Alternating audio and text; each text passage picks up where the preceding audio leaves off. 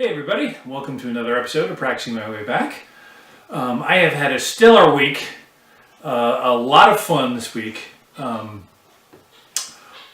digging through some old recordings that I made. I had the forethought and instinct to, at the beginning of my stroke recovery, to document almost every conversation that I had with my wife, and sometimes just document my thoughts aloud with a field recorder. And the earliest recording goes back to the first day I was back from the hospital after the first stroke, up until about sometime in October, I would say. So I've probably got about a month and a half, maybe more. I haven't. There's so much of it. I honestly don't know, but it's kind of a labor-intensive process going through all these recordings. I'm going through them for a larger reason. I have a multimedia piece I'm working on that's going to involve these recordings. But I have found that in addition to that fairly utilitarian approach that I had initially in mind with these recordings, it's really nice to go back and listen to where I was and listen to how different I sounded and how that changed over time. Which brings me to my point today, which is about reflection, specifically self-reflection, and documentation. I think it's probably one of the most important, one of the most crucial things you can do, not just as an artist or a musician, but as a learner.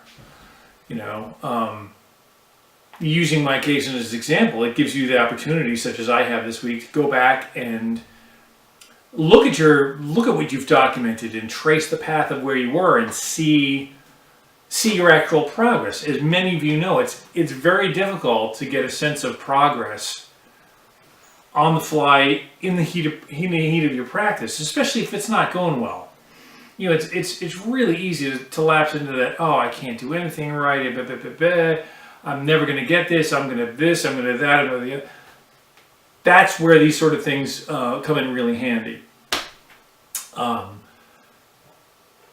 addition, it's also really nice to, even when you're just feeling good, to look back at that stretch of time as it's gone by and see the little pieces and steps that you took. It's huge for analyzing your learning process. And I don't think I don't care if you're a beginner or if you're advanced or whatever. I don't think it's too early to start doing that. I think everybody's kind of inherently clever enough to know, if they even have to figure out, to know how it is that they learn. And you may discover things about yourself, about your learning, that you didn't know.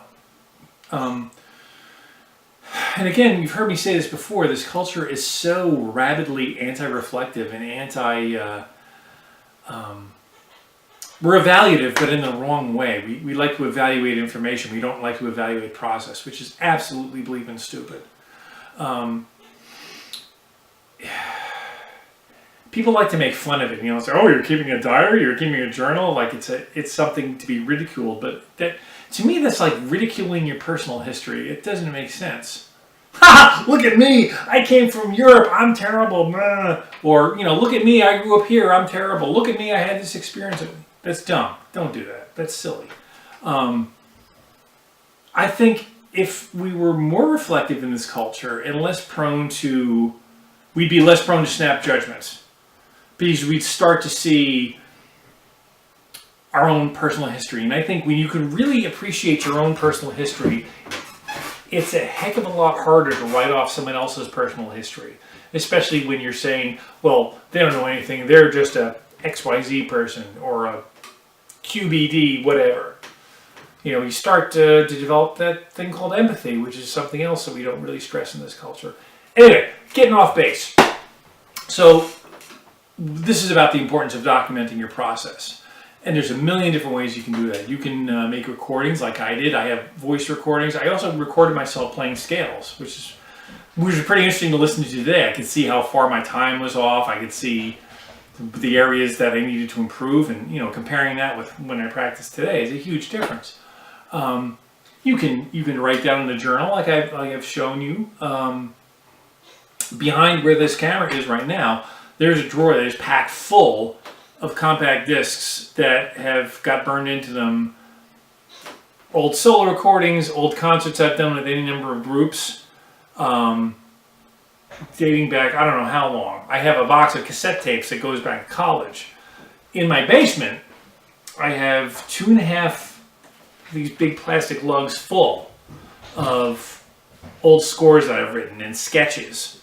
For years, I would swear that one of these summers I'm going to have my own little solstice festival. I'm going to run outside in my underpants and set everything on fire and dance around like a crazy man. And my wife has always stopped it, saying, "No, that's you. That's where you've been." And it never really hit me until this year. I'm like, yeah, she's right. She's always right, by the way. Not for nothing, she's always right. But she's particularly always right about this one.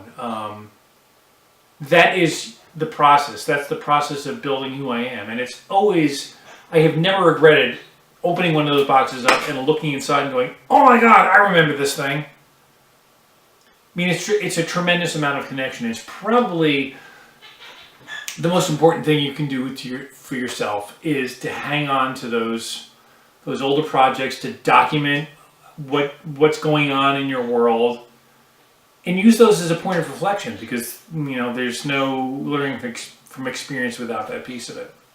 Anyway, that's my week. Hope your week is good. I will see you next time. Until then, have fun, work hard.